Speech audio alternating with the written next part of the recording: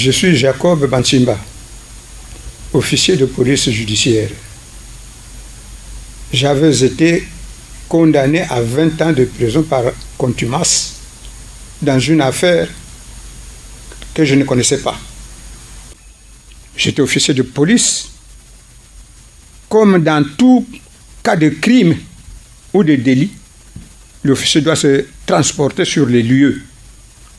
C'est ce que j'ai fait.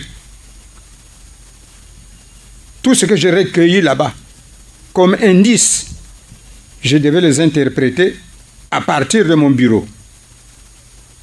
Mais curieusement, des officiers sont venus me voir pour me dire de remettre tout ce que j'avais relevé sur les lieux parce que je n'avais pas droit de faire ce travail-là.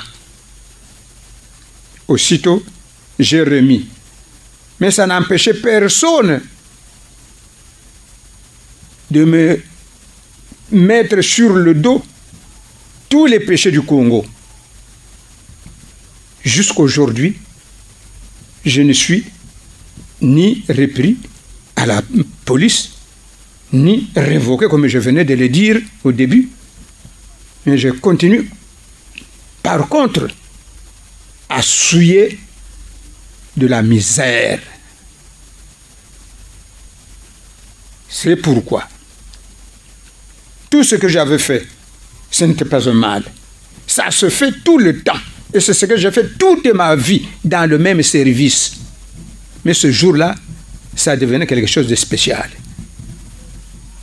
Que c'était dangereux, que c'était ceci, que c'était cela. Mais je n'avais fait que mon travail. Et c'est le travail que je faisais tous les jours. Pourquoi ce jour-là, ça devenait dangereux? Mais pourtant, tout ce que j'avais relevé comme indice avait été repris. Mais pourquoi on continue jusqu'à aujourd'hui à me noyer? Pourtant, à la conférence nationale, tout a été passé en revue. Tout a été vu. Des gens se sont expliqués en dehors de moi. Moi, je n'ai pas été appelé à la conférence nationale, je ne sais pas pourquoi.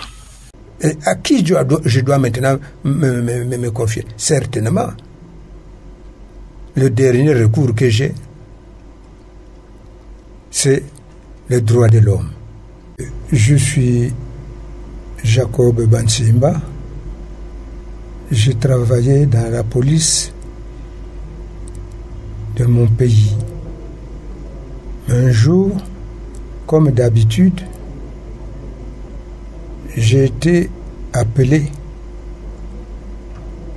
à identifier un corps qu'on aurait trouvé quelque part. Pour le moment, c'est ça, à moins qu'on ait encore besoin de quelque chose. Mais de toute façon, moi, tous ces corps-là, je les ai vus, puisque j'étais criminaliste. Tous ces corps, je les ai vus. J'ai vu le corps de Massamba Deba, j'ai vu le corps du cardinal, j'ai vu le corps du président Ouabi, j'ai vu ça. Voilà ce que j'avais à laisser aux enfants et à ceux qui voudront dans l'avenir peut-être connaître quelque chose. La façon dont il a été exécuté, c'était très difficile, c'est douloureux. Qu'est-ce qu'il fallait faire? Après avoir, puisque le corps était méconnaissable, il fallait donc chercher à l'identifier. Donc, relever d'abord les empreintes digitales qui existaient encore. Quant à la prise de photographie, on ne pouvait prendre que le corps en général, puisque la tête n'existait presque plus. La manière dont il avait été exécuté, certainement que l'arme a été utilisée à bout touchant. Et que la balle, en entrant dans le crâne, a dû entraîner tous les gaz, ce qui a laissé exploser le crâne. Donc de la tête, il ne restait qu'un petit lambeau. On ne pouvait donc, ce petit lambeau ne pouvait pas servir à identifier. Après, nous avons jugé utile de ramener le corps pour plus d'analyse, plus d'examen. Peut-être qu'on aurait trouvé quelque chose. Mais juste à ce moment, on nous dit que non, c'était le corps du président de la République qui venait d'être condamné à mort et exécuté. Mais c'est aussi, il y en a peut-être qui connaissent mieux, et avec le temps, on aura encore des lumières plus que ce que je dis là. Mais pour moi, ce que je sais, ce n'est que celui-là, c'est ça. Voilà mon petit cadeau aux enfants et à ceux qui voulons, dans l'avenir, en connaître quelque chose.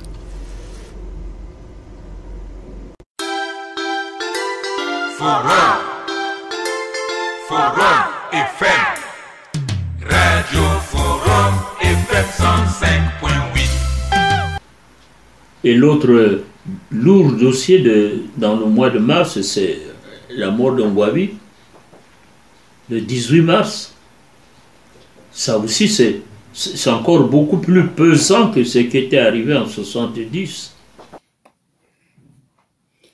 Bonjour et bonsoir, chères auditrices et auditeurs. L'émission de ce soir sera consacrée à un héros méconnu au Congo. Jacob Antsimba, qui a disparu il n'y a pas longtemps, m'a laissé un grand secret. Et ce secret, je vous en avais parlé une fois. Il s'agit donc du constat qu'il avait fait au moment des assassinats de Marien Ngouabi, du cardinal Émile Beyenda et d'Alphonse Massamba Deba. Il m'avait donc confié certains éléments.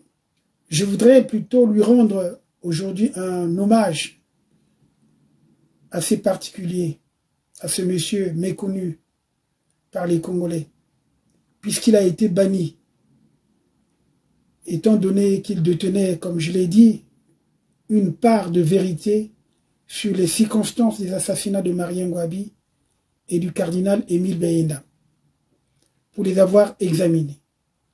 Cependant, le fait le plus troublant et aussi explicite, ce sont les révélations qu'il m'avait faites en off lors de son passage à la Radio Forum, voici 12 ans, alors qu'il n'avait que 78 ans. En se confiant à moi, hors micro, il a voulu que j'apporte mon témoignage au moment où il ne serait plus en mesure de s'exprimer. Et ce que je me permets de faire maintenant, en ce moment où il devait fêter ses 90 ans. En effet, comme l'opinion nationale comme internationale le sait, le 18 mars 1977, vers 14h30, des sirènes avaient retenti à Brazzaville. La cause de ces sirènes, c'était que quelqu'un avait attenté à la vie du président Marien Ngouabi. Et en ce moment-là, on avait parlé de Motando, lieutenant Motando. Les instructions furent donc données à des responsables politiques et administratifs de diffuser l'information au niveau de tout leur personnel, en précisant bien le nom du lieutenant Yves Motando. Cependant, à ce moment-là, seuls quelques proches du pouvoir savaient que Marien Ngouabi venait d'être assassiné par Sassou, qui accomplissait sa mission après une tentative d'assassinat par sabotage de l'hélicoptère 1 an plus tôt, puisque tout le monde le savait. Donc le 19 mars 1977, un jour après donc la voix du commandant Sassou Nguesso, ministre de la Défense, incrédule, on apprit donc la fatidique nouvelle de la mort du commandant Marien Ngouabi, l'arme à la main. On annonce d'abord Yves Montando comme auteur du crime, avant de l'attribuer au commando du capitaine Barthélemy Kikadidi, sous les ordres de Massamba Deba, Alphonse, ancien président de la République. Donc, le 19 mars 1977, lorsque les peuples du monde apprennent l'existence au Congo-Brazzaville d'un commandant du nom de Denis Sassou Nguesso, le cadavre du président Marien Ngouabi était à la morgue de l'hôpital général de Brazzaville. Il venait d'être assassiné 24 heures auparavant devant sa résidence située en plein quartier général. Cette tragédie se produisait au moment même où l'armée nationale congolaise était en état d'alerte maximum. Les premières informations donc officielles annonçaient que le président Marien Ngouabi avait été assassiné par le lieutenant Yves Montando, originaire de la région de la Likoala. Ordre avait été donné aux responsables des administrations de communiquer le nom de cet officier à tout leur personnel. Mais des heures après, une autre version attribuait la mort du président Marien Ngouabi à un commando dirigé par un officier à la retraite, le capitaine Kikadidi, originaire de la région de Poul. Donc, le véhicule de cet officier, une vieille 404 Peugeot, se trouvait effectivement garé devant la résidence présidentielle. En même temps que le commandant Marien Ngouabi, plusieurs hommes de rang de sa garde personnelle avaient été tués, ainsi que des civils qui appartenaient à ce qu'on appelait désormais commando. Alors, dans la confusion intervenue pendant cette attaque et suite à la riposte des troupes en alerte autour de cette résidence, il est toujours difficile de désigner les vrais responsables de cette tuerie. Les commandos des civils, excepté leur chef, ne portaient pas d'armes selon certains témoins, et comme vous l'avez suivi d'ailleurs dans les vidéos que j'ai mis en ligne, des témoignages émanant de la conférence nationale. Mais fait curieux, au cours de la conférence nationale, celui qui aurait pu apporter des témoignages également sur le constat qu'il avait fait sur le corps du président Ngouabi et le président Massamba Deba, et même le cardinal Émile Benda, le lieutenant Jacob Ansimba, officier de police judiciaire, il n'a jamais été entendu. Je me permets de vous faire passer son témoignage. Mais en tout cas, après ce témoignage, puisque nous n'avons pas pu livrer toutes les informations, étant donné que la personne allait se trouver en danger. Il m'a décrit ce que je vous ai toujours dit, que le corps du président Massamba Deba était pratiquement méconnaissable. Et lorsqu'il est allé déterrer le corps de Massamba Deba qui était enterré provisoirement pour faire le constat, après on lui a ravi tout, et c'est en ce moment-là que le corps va disparaître et qu'il sera finalement jeté aux fauves. Forum FM, Radio Forum FM 105.8. Soyez les bienvenus à la Radio Forum FM. Nous vous remercions, nos auditrices et auditeurs. Radio des droits de l'homme au service des auditeurs. Radio Forum FM, accueil des hospitaliers. C'est votre chance et vous aime bien. Droits de l'homme, c'est votre radio. Soyez à l'écoute aux émissions de droits de l'homme. Soyez les bienvenus aux émissions Forum Télé. Nous vous remercions, nos chers téléspectateurs. Télé de droits de l'homme au service de la nation. Je suis Jacob Bansimba, officier de police judiciaire. J'avais été condamné à 20 ans de prison par contumace dans une affaire que je ne connaissais pas. Par suite des tractations, j'étais obligé de partir du pays. Je suis revenu, je me suis rendu. On m'a purement pris et j'étais en prison sans mandat de justice et j'y suis resté pendant 6 ans. Lorsqu'on m'a fait sortir, on m'a purement et simplement abandonné. Donc, je n'ai ni été repris à la police, ni révoqué de la police, ni même retraité. 5 ans d'âge à l'époque. J'ai maintenant 78 ans. Je suis abandonné à moi-même. Je ne sais que faire.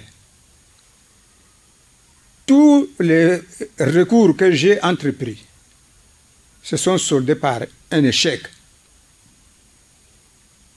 Et lorsque je constate la façon dont je suis considéré, c'est comme si c'était fait à dessein. Mais je ne sais pas pourquoi. Si réellement on me reconnaissait un tort quelque part, je crois qu'on aurait trouvé l'occasion ou de me garder plus longtemps en prison ou encore me donner une autre sanction. Or, jusqu'aujourd'hui, tous ces faits que l'on me reprochait, aucun fait n'a jamais été prouvé jusqu'aujourd'hui. Mais les gens persistent dans le dessein de me faire du mal. Je ne me trouve en ce moment avec aucun statut juridique. Je suis ballotté comme un drapeau. Personne ne me considère. À 78 ans, je crois qu'on a besoin quand même qu'on soit considéré avec un peu d'égard. Mais être jeté comme j'ai été jeté, c'est insupportable. C'est pourquoi je suis obligé aujourd'hui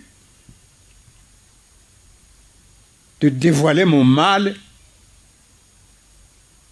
et de me plaindre pour qu'on juge réellement. Si c'est moi qui me trompe dans le jugement, que j'avais réellement fait le mal, mais qu'on le prouve. Parce que tout ce qu'on a mis sur mon dos, ce n'est pas seulement sur moi que ça pèse, mais particulièrement sur ma famille, mes enfants.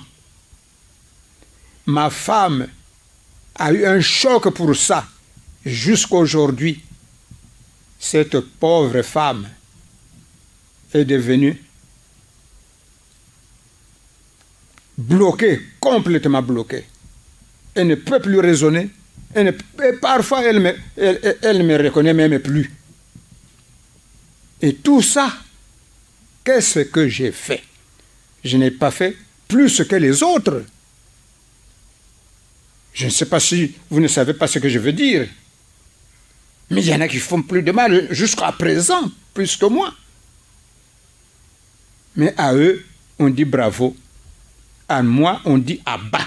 Bon, maintenant, si vous voulez savoir qu'est-ce que j'avais fait comme mal,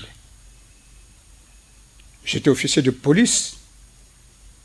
Comme dans tout cas de crime ou de délit, l'officier doit se transporter sur les lieux.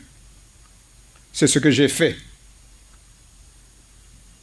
Tout ce que j'ai recueilli là-bas, comme indice, je devais les interpréter à partir de mon bureau. Mais curieusement, des officiers sont venus me voir pour me dire de remettre tout ce que j'avais relevé sur les lieux parce que je n'avais pas le droit de faire ce travail-là. Aussitôt, j'ai remis. Mais ça n'empêchait personne de me mettre sur le dos tous les péchés du Congo. Jusqu'aujourd'hui, je ne suis ni repris à la police, ni révoqué, comme je venais de le dire au début.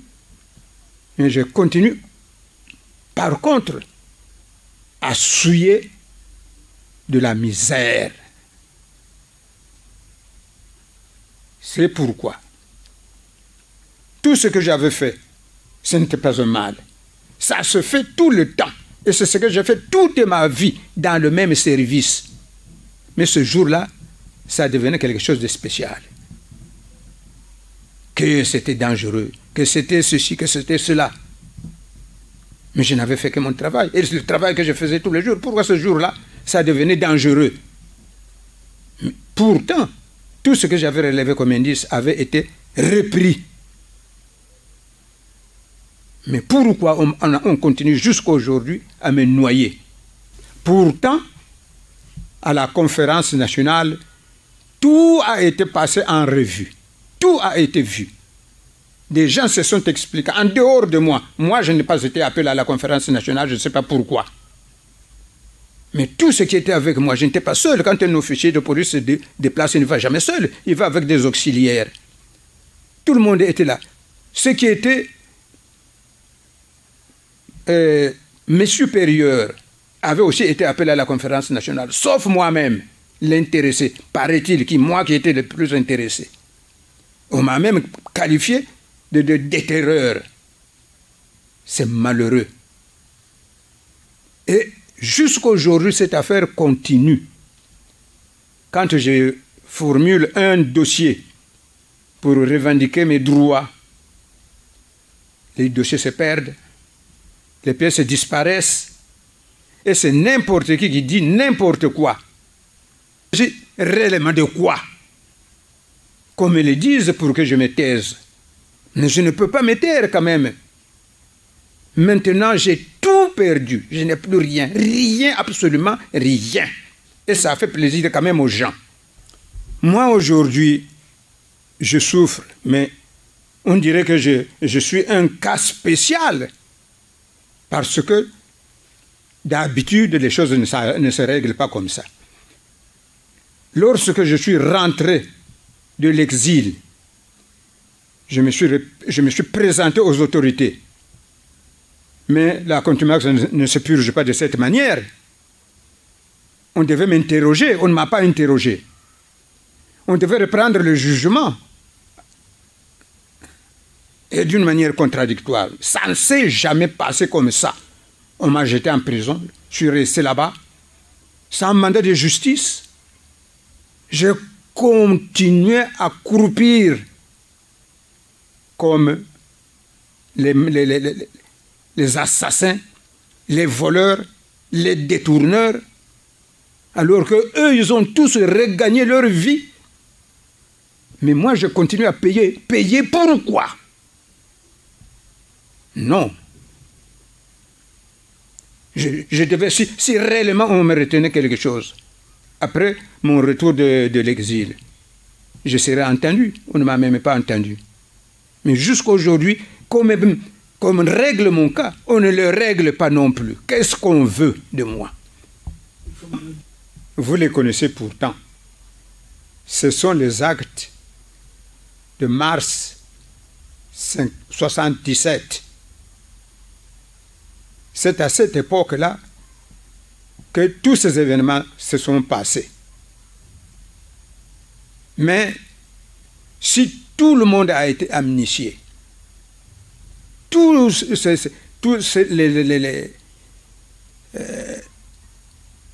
qui ont été reprochés d'une manière ou d'une autre au courant de cette période, ils ont tous été amnistiés. Mais pourquoi moi je suis oublié? C'est pourquoi aujourd'hui, si j'essaie de parler de ça, c'est pour qu'au moins cette fois-ci, je ne sois pas oublié comme tous les temps j'ai été oublié. Nous célébrons le 50e anniversaire de l'indépendance. Je préfère que nous passions en l'an 5000 sans rancœur, sans rancune, sans haine.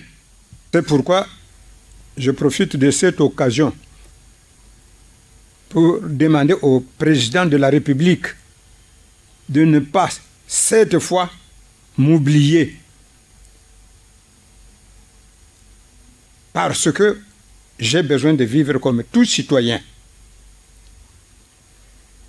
J'ai beaucoup écrit. Personne ne m'a compris. Cela ne veut pas dire que je ne pouvais pas aller plus loin. Mais je connais respecter les gens. Je me suis adressé au tribunal. Je me suis adressé directement au médiateur de la République. Je me suis adressé à la Cour constitutionnelle. Mais rien n'a été fait. Le président de la République, le dernier recours qui se trouve devant moi pour qu'on m'indemnise au préjudice que j'ai subi, moi et toute ma famille. Je me suis adressé à Bernard Kolela, président du MCDDI, dont j'étais le militant. J'ai écrit au président Pascal Lissouba, qui était sur le point même de régler l'affaire, n'eût été le contretemps que vous connaissez tous. J'ai écrit au médiateur de la République, j'ai écrit à la Cour constitutionnelle, j'ai écrit à la Commission nationale des droits de l'homme. Je souhaite, Monsieur le Président de la République, et donc chef de l'État, dont il est le chef, un minimum de 350 millions de francs CFA. Au lieu de 840 millions pour le préjudice que j'ai subi depuis 33 ans. Monsieur le Président de la République, je suis un vieil homme de 78 ans, c'est à ma famille et au reste de ma vie. Il ne me reste qu'à remercier le forum qui m'a donné l'occasion de m'exprimer. Parce que je crois que c'est le seul moyen pour éveiller la conscience des gens. Je vous remercie. Que l'Éternel soit votre protecteur et mon protecteur. Ne quittez pas.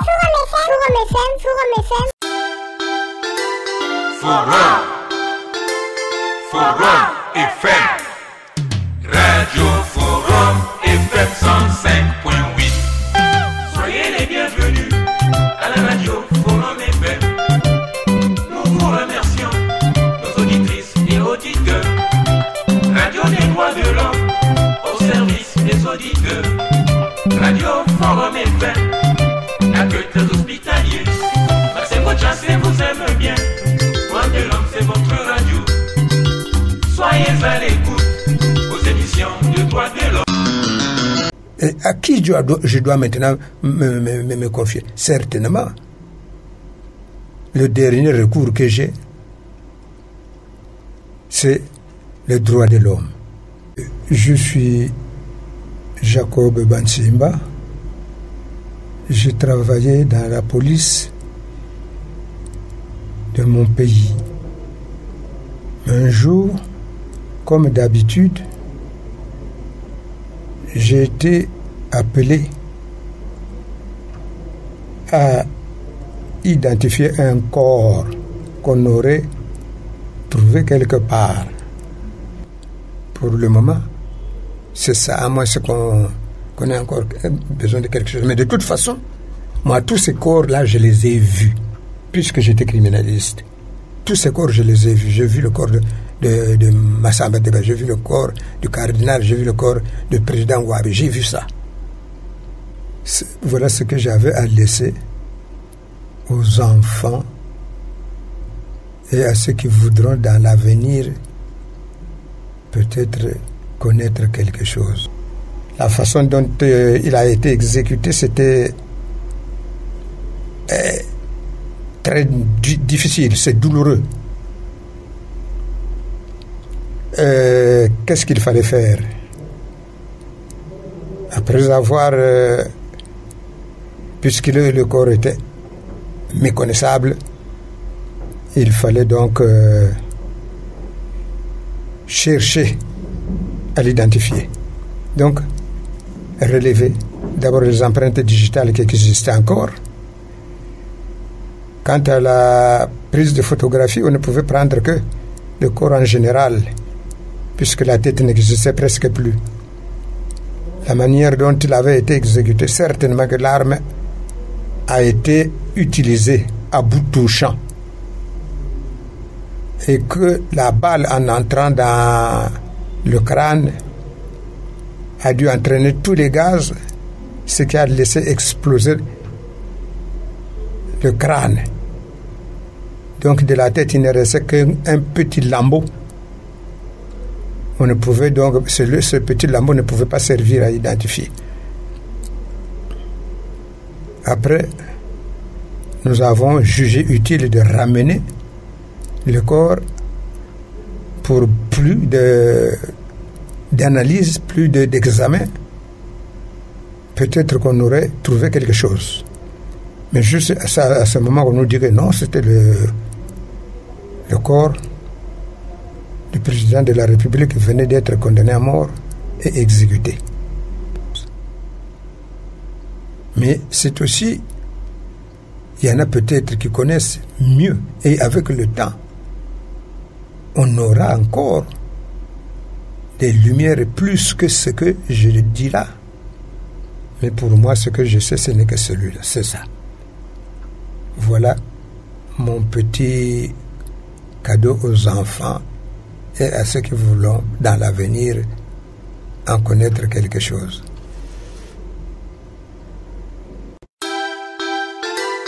Forum FM, Radio Forum FM 105.8. Forum FM. Vous avez demandé la musique, ne quittez pas.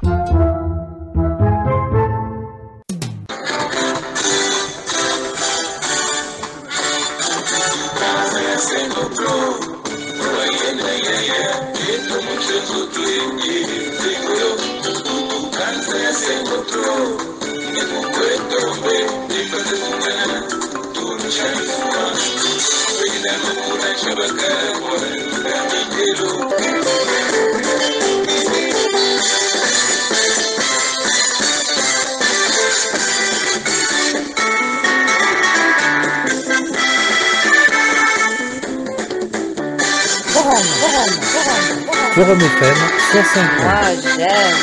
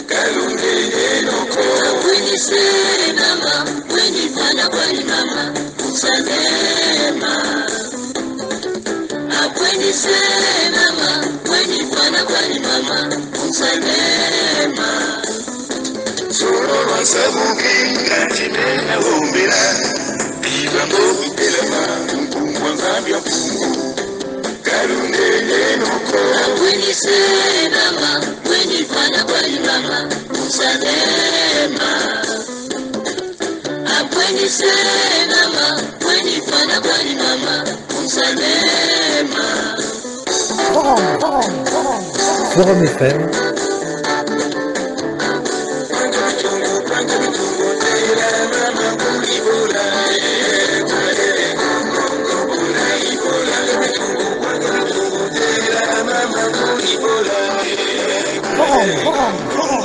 Forum FM 105. J'aime.